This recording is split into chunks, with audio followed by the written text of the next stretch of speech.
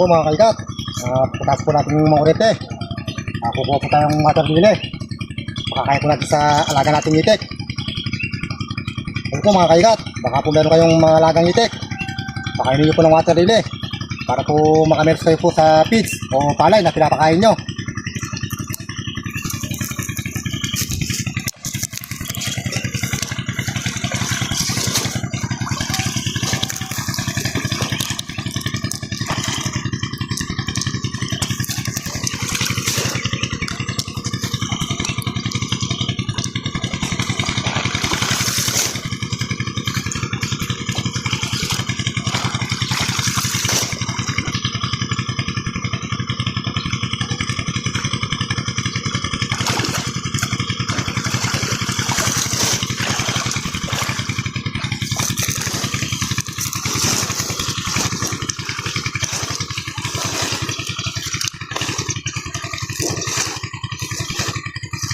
At paano po, meron po silang makakain.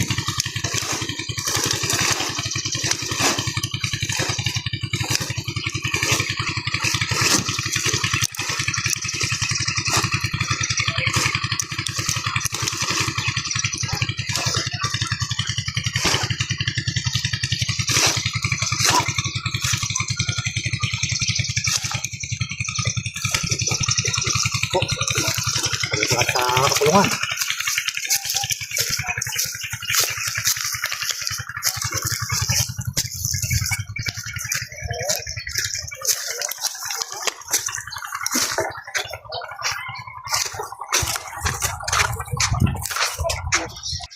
Ito po mga ikat, ito po yung laga natin mga itik oh.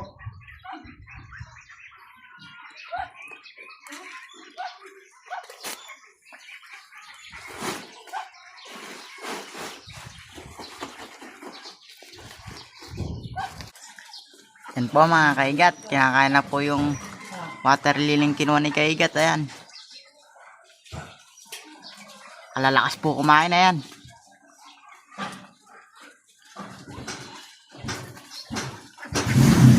Yan po yung mga itik ni kaigat.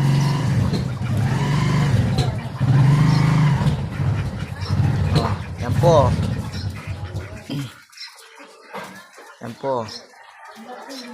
Matataba na po yan sa water lily. Yan po. Po si kaigat.